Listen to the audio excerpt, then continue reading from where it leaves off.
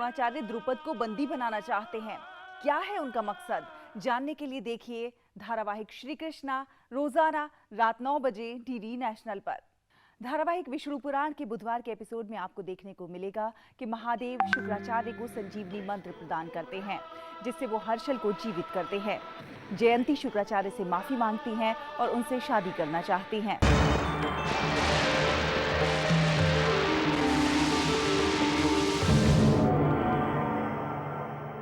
संजीवनी मंत्र को प्राप्त करने के अधिकारी तुम हो, केवल तुम। मैंने आपको शारीरिक कष्ट दिया था, आपके प्राण लेने चाहे थे। इस पाप का प्रायश्चित केवल सेवा और समर्पण से हो सकता है। कैसे? मैं आजीवन आपकी सेवा और आपके समक्ष आत्मसमर्पण करने के लिए आपकी धर्मपत्नी बनना चाहती हूँ। आगे क्या होता है जानने के लिए देखिए धारावाहिक विष्णु पुराण सोमवार से शुक्रवार रात 8 बजे डीडी नेशनल पर। धारावाहिक संकट मोचन हनुमान में बुधवार को आपको देखने को मिलेगा कि छोटे हनुमान को चोट पहुंचते देख पवन देव काम करना बंद कर देते हैं। पवन देव को काम बंद करते देख ब्रह्मदेव प्रकट होते हैं और वो छोटे हनुमान को आशीर्वाद देते हैं कि भविष्य में उनका कोई भी अंग किसी भी अस्त्र शस्त्र से घायल नहीं होगा। सृष्टि का संकट दूर करे सृजनहार, तीनों लोकों में त्राही त्राही मची है। पवन देव ने प्राण वायु का संचार रोक दिया है चतुरानंद। यदि उनके पुत्र के प्राणों की रक्षा नहीं हुई तो संपूर्ण सृष्टि नष्ट हो जाएगी।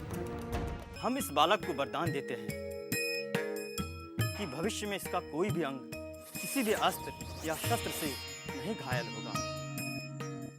आगे क्या होता है जानने के लिए देखिए धारावाहिक संकट मोचन हनुमान रोजाना शाम 7 बजे डीडी भारती पर।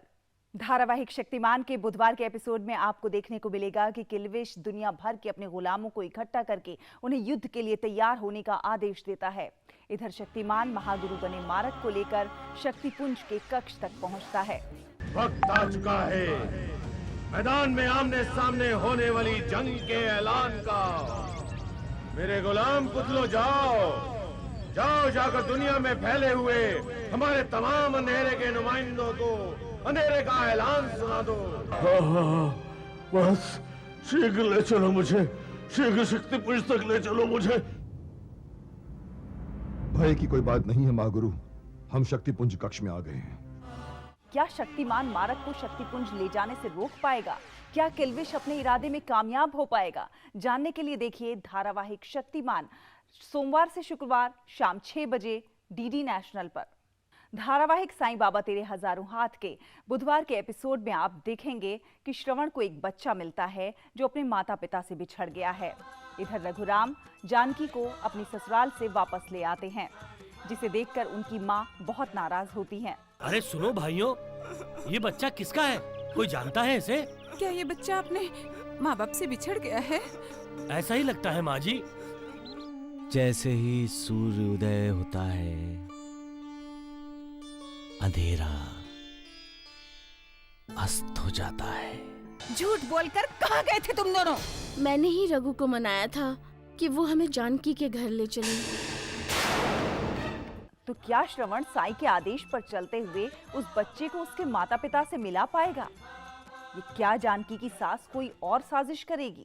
जानने के लिए देखिए धारावाहिक साईं बाबा तेरे हजारों हाथ रोजाना रात 10 बजे डीडी नेशनल पर। तो दूरदर्शन के इन शानदार धारावाहिकों का आप उठाते रहिए आनंद। हमें दीजिए अनुमति। नमस्कार।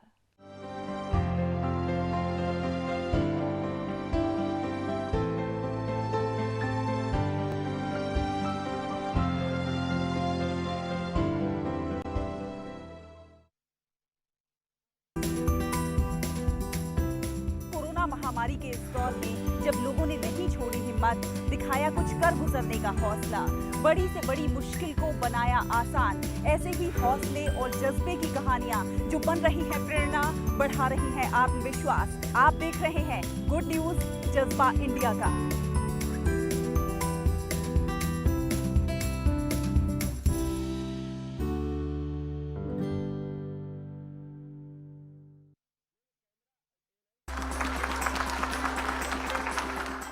हमारी आज की तेजस्विनी एक ऐसी महिला है जिन्होंने पुरुष प्रधान माने जाने वाले क्षेत्र में न केवल कदम रखा बल्कि अपनी क्षमता की धमक भी दर्ज करा।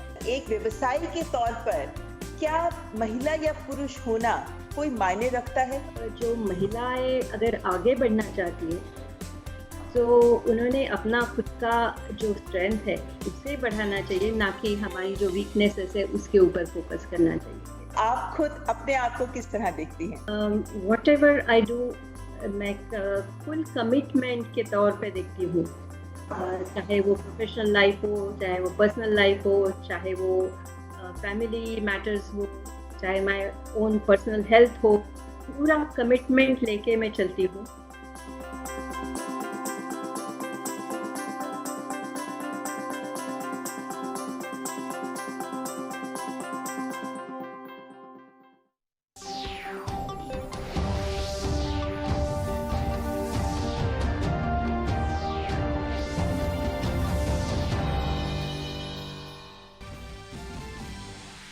Madhya Pradesh Governor Lalji Tandon passes away. 85-year-old leader breathed his last at the Medanta Hospital in Lucknow. President, Prime Minister and senior leaders offer condolences. Last rites to be held this evening.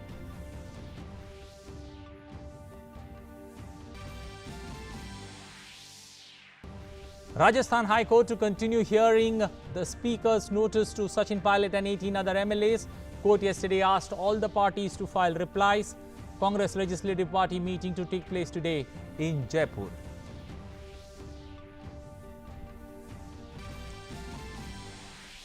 Flood situation remains grim again due to incessant rains in Assam. Brahmaputra River flows above the danger mark in 5 districts. 85 people died so far. Flood situation worsens in Bihar with Met Department predicting heavy rains for the next 2 days. NDRF and SDRF teams deployed to prevent untoward incident in affected areas. COVID-19 case fatality rate in India continues to register a steady downfall at 2.43%. Overall tally of COVID-19 recovery is now over 7,24,000 with active cases at 4,02,000.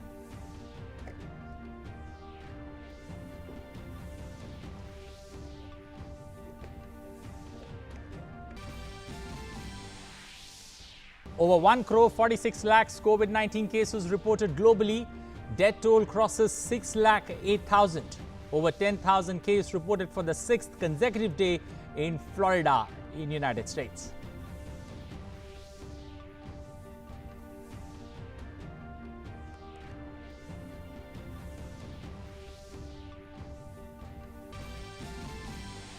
And in sports, England beat West Indies by 113 runs in the second test at Old Trafford to draw level in the 3-match series. All-rounder Ben Stokes delivers crucial contributions with bat and ball to help hosts win the test on the final day.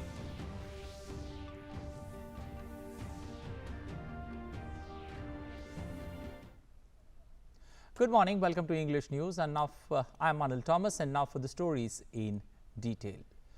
Madhya Pradesh Governor Lalji Tandon breathed his last today, days after he was put on ventilator support in Lucknow's Medanta Hospital.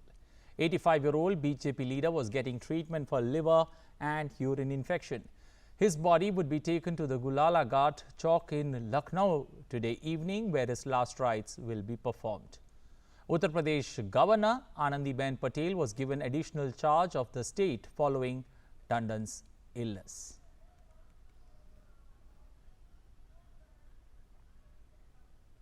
President Ramnath Kovind has expressed grief over the demise of Lalji Tandon. In a tweet, he said, and I quote, "In the passing away of Madhya Pradesh Governor Shri Lalji Tandon, we have lost a legendary leader who combined cultural sophistication of Lucknow and acumen of a national stalwart. I deeply mourn his death. My heartfelt condolences to his family and friends."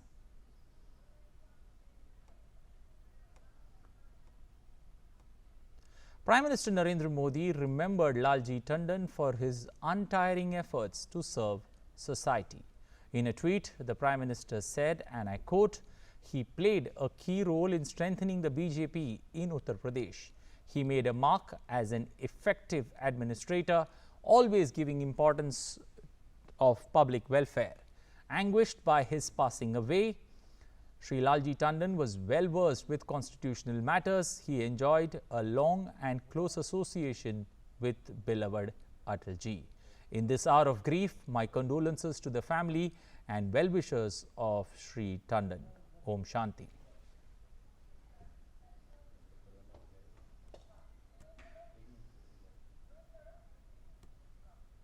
Uttar Pradesh Governor Anandiben Patel, Chief Minister Yogi Adityanath and his cabinet colleagues and other political leaders have expressed their condolences on the demise of Lalji Tandon.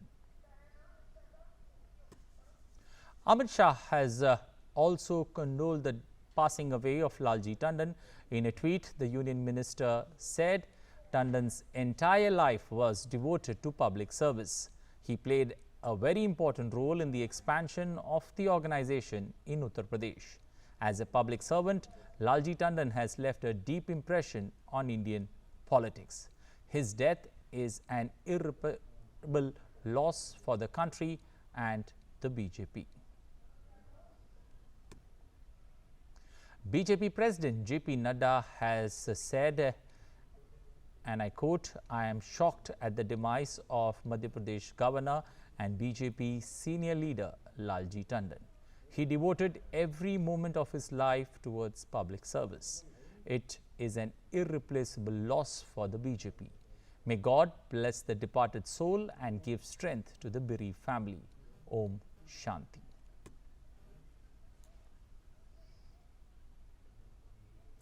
Union Minister Smriti Zubin Irani also tweeted, and I quote, "I am pained to hear about the sad demise of Sri Lalji Tandon. A stalwart Babuji helped pave the way for many youngsters, guiding us gently on our ideological journey. My condolences to Gopal Bhaiya and family. Om Shanti."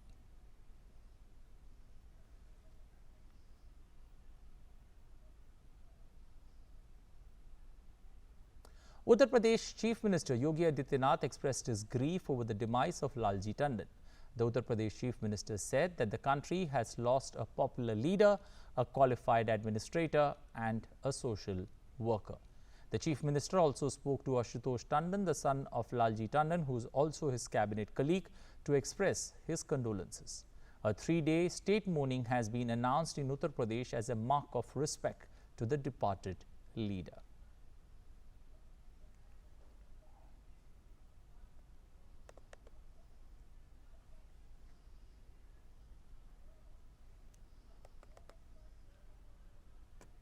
Shri Tandon ji के निधन पर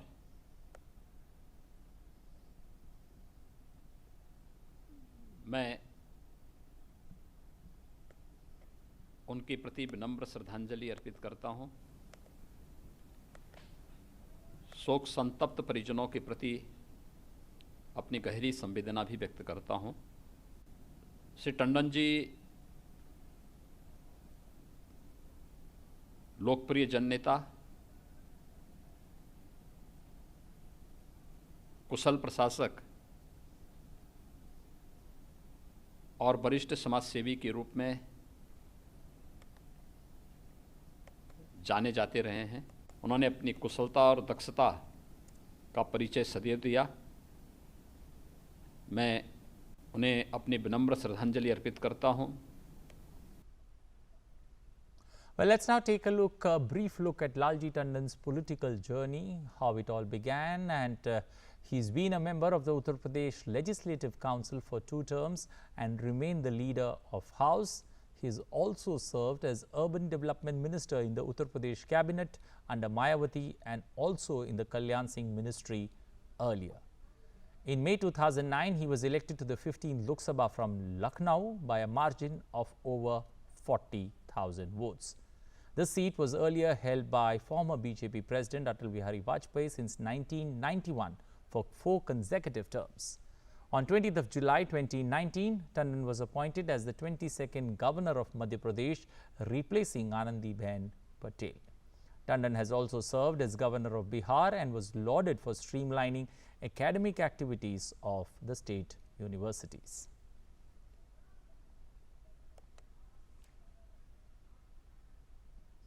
Amidst the political crisis in the state, the Rajasthan High Court will continue hearing on the petition of former Deputy Chief Minister Sachin Pilot and 18 other rebel MLAs of Congress today. The court yesterday asked all the parties to file replies. 19 rebel MLAs of Congress have filed a petition seeking the dismissal of the disqualification notice served to them. Meanwhile, Congress Legislative Party meeting will take place today in Jaipur.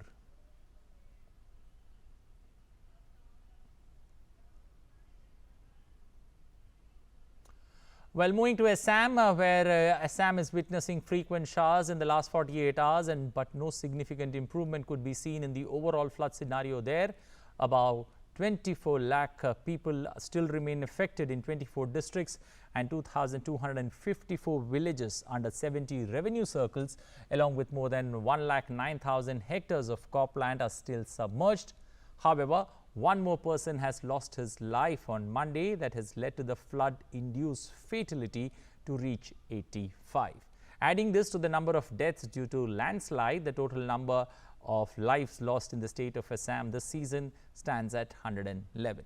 The Brahmaputra in 5 districts along with other rivers, Dhansiri, Jia Barali, Khopili, Beki and Kushiara in few more districts are all above the danger marks.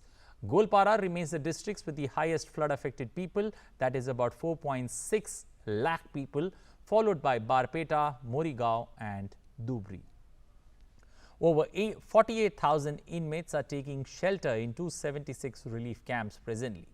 Assam Chief Minister Sarbanand Sonowal on Monday visited the flood affected areas in Barpeta district. In Bihar, the water level of most rivers has started rising again due to heavy rainfall in the last 24 hours. The catchment areas of the rivers located in Nepal have received extensive rainfall, due to which 4,60,000 cuses of water has been released from the Gandak barrage. This is likely to worsen the flood situation in the coming days. An alert has been issued in 9 districts that are going to be affected by the water released from the Gandak barrage. NDRF and SDRF teams have been deployed in flood-affected areas. Till now, over 3 lakh people across 9 districts of the state are affected due to the floods. The water on the swollen Gandak river has entered Siswania village of East Champaran.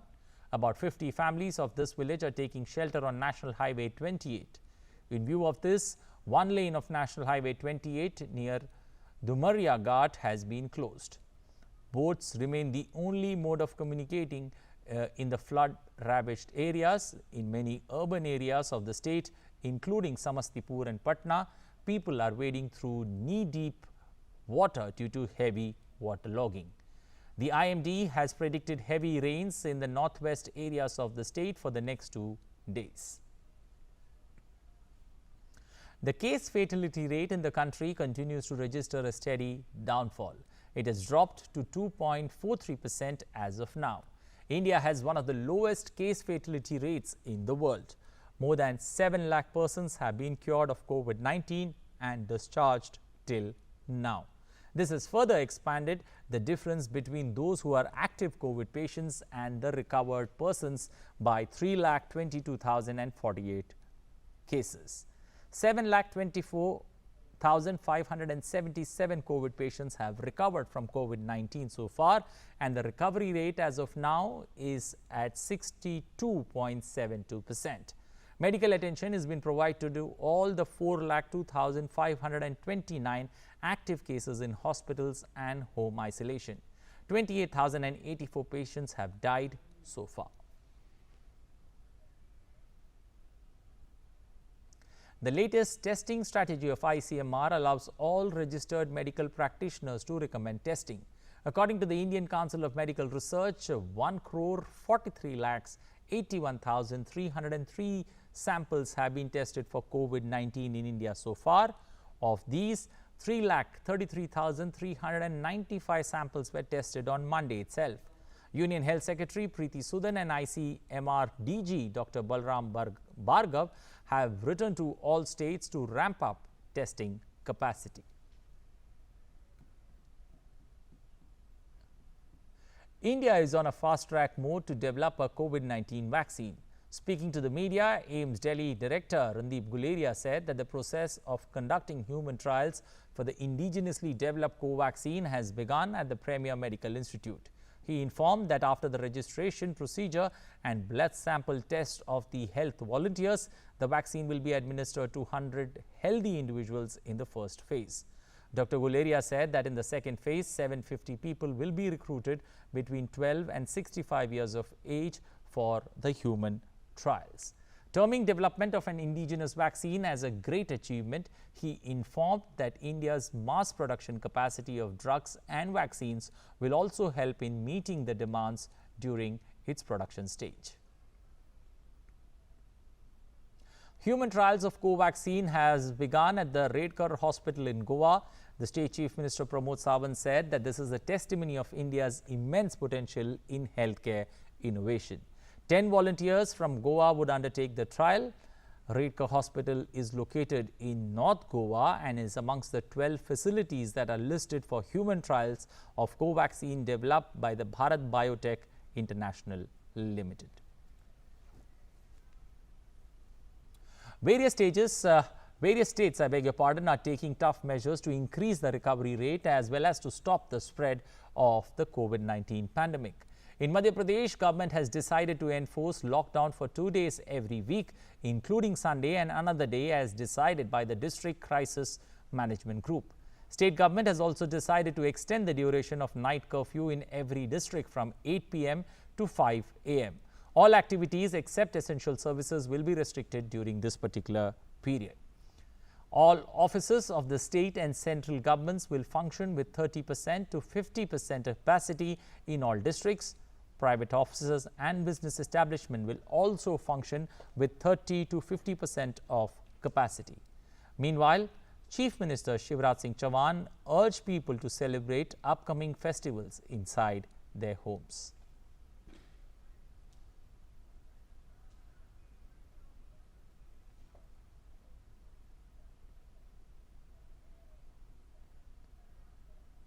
In Sikkim, a statewide lockdown began from 6 a.m. today till 6 a.m. on the 27th of July in view of the recent surge in COVID-19 cases.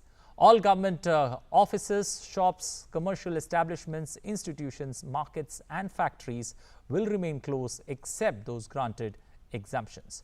Movement of people and vehicles involved in emergency and essential services and those required for supply of essential goods has been allowed, while educational training and coaching institutions in Sikkim will remain closed till 31st of August, while shops selling essential goods, ration and food items have been allowed to remain open from 8 a.m. to 5 p.m.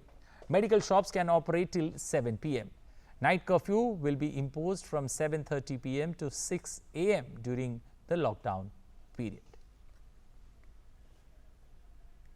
Defence Minister Rajnath Singh will inaugurate the Air Force Commanders Conference tomorrow. The theme of the conference is Indian Air Force in the next decade. The AFCC, which will conclude on 24th of July, will be chaired by the Chief of Air Staff, Air Chief Marshal RKS Bhadauria. During the 3-day conference, discussions would take stock of the current operational scenario and deployments. The plan of action for operational capacity enhancement of the Indian Air Force in the next decade will also be discussed.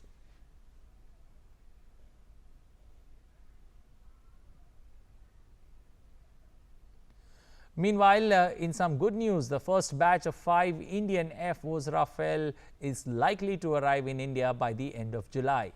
The aircraft will be inducted at the Air Force Station at Ambala on 29th of July, subject to weather.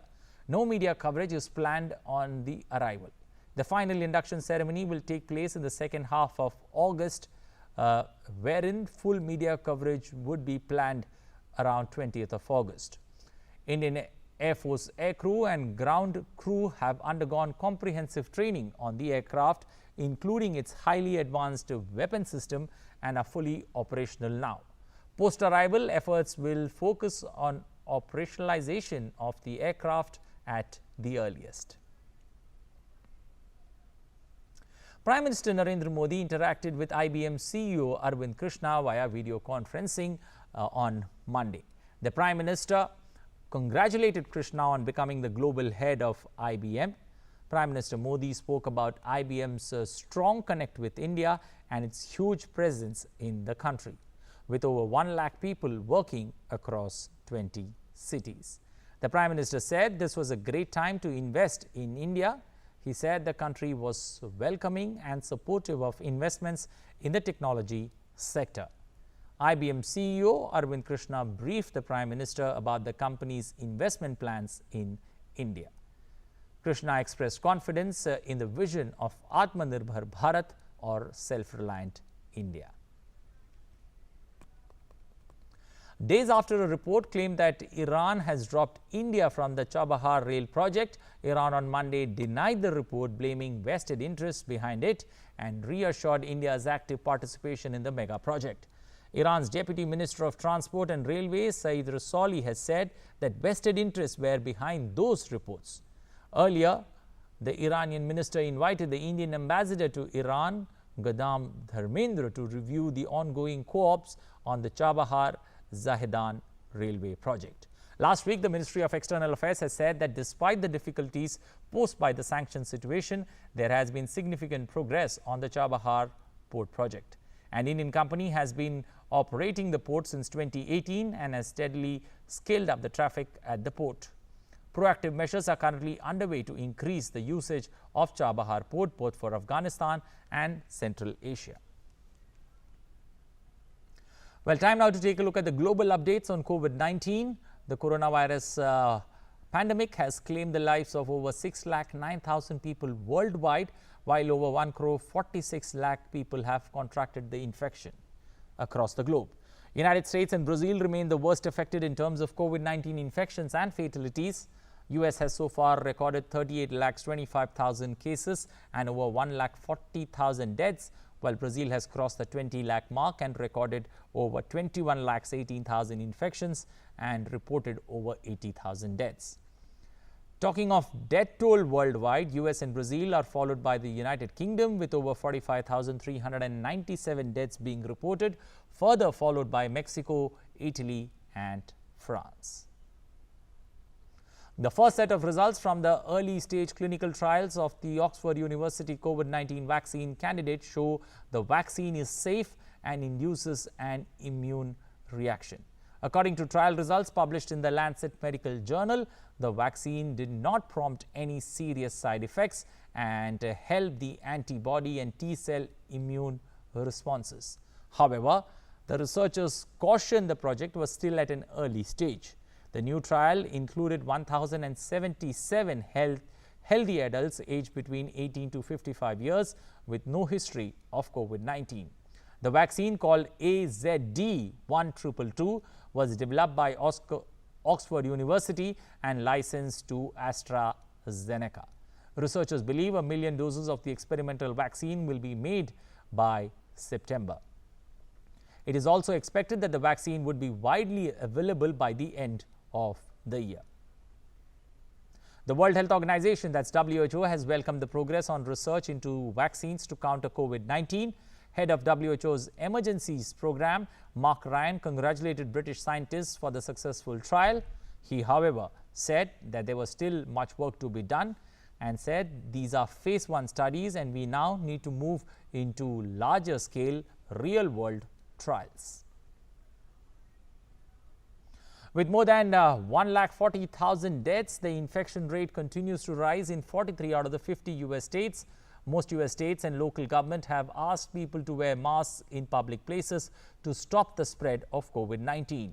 39 states have issued orders in different forms requiring people to wear masks, while 11 states are still having disputes over the issue. Florida reported another 10,000 new COVID-19 cases on Monday, the 6th day in a row the state has announced over 10,000 new infections. Moving to South America and Brazil, which has registered 20,257 new confirmed cases of COVID-19 and the death toll now rising above 80,000 on Monday. The total cases in Brazil, the world's second most affected country after the United States, has now reached 21,18,646 infections, while the 632 newly recorded deaths brought the total number of fatalities in Brazil to 81,120. Saudi Arabia announced that this year only over 1,000 pilgrims of various nationalities who are already present in the kingdom will be allowed to perform a scaled-down Hajj. This year's Hajj will be held under strict hygiene protocols, with access limited to pilgrims under 65 years old and without any chronic illness. Moreover, the pilgrims will be tested for COVID-19 before arriving in the holy city of Mecca and will be required to quarantine at home after the ritual. On to sports, a riveting contest finally came to an end, with England levelling the Test series 1-1 after registering a commanding 113-run victory over the West Indies in the second Test at Old Trafford on Monday. Ben Stokes was at the centre stage, scoring a patient 176 in the first innings, belting an unbeaten 78 in the second, which helped England set West Indies a steep target of 312, with the hosts scoring 92 in 11 overs on the fifth morning.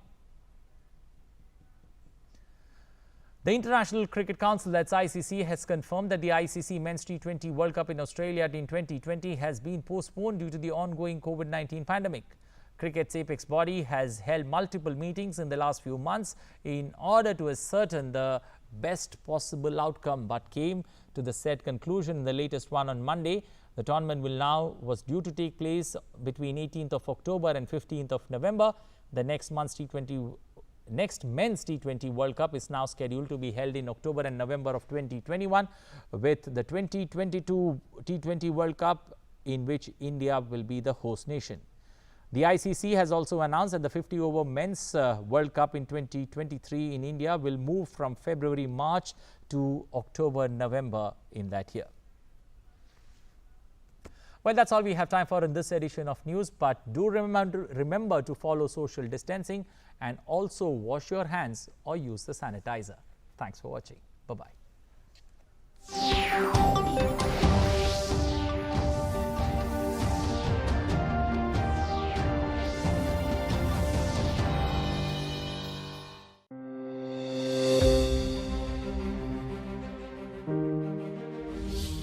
Hindustan एक ऐसा मुल्क है, अनेक प्रकार के लोग रहते हैं, बहुत से अलग अलग मजहब है, अलग अलग जाति है और अलग अलग हमारा पोशाक है, अलग अलग हमारी जबान है।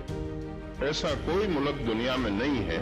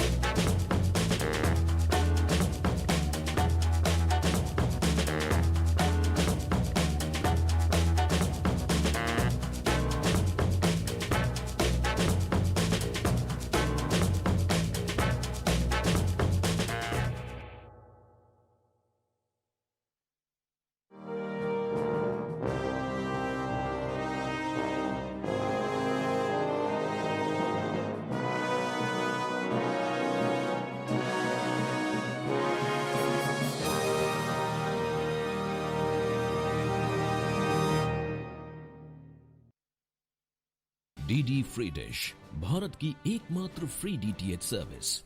अब देखिए आपके अपने पसंदीदा channel DD news channel number 1 पर, डीडी नेशनल चैनल नंबर 2 पर, डीडी भारती चैनल नंबर 60 पर और डीडी इंडिया चैनल नंबर 84 पर। डीडी फ्री डिश, मनोरंजन का संसार सीधे आपके द्वार। हम आज फिर ये युद्ध लड़ने आए हैं, हम आज फिर अपना फर्ज निभाने आए हैं। हमारे भी घर वाले चिंता करते हैं, पर आज देश की कोरोना से लड़ाई है और हमारा हौसला ही तो इस जंग का सिपाही है। कोई कुछ भी कह ले या कर ले कुछ भी, हम खुद से पहले अपना देश बचाने आए हैं। इस रणभूमि में शायद सांस हमारी भी टूटेगी, पर तुम्हारे प्राण बचाने को हम खुद को निछावर करने आए हैं। वार सभी हम सह लेंगे, पर हार नहीं हम मानेंगे। इस अंधियारे से हम जीतेंगे, फिर देश को रोशन कर देंगे। हम आज फिर ये युद्ध लड़ने आए हैं, हम आज फिर अपना फर्ज निभाने आए हैं। आइए करें उन्हें नमन जिनके लिए सबसे पहले है वतन।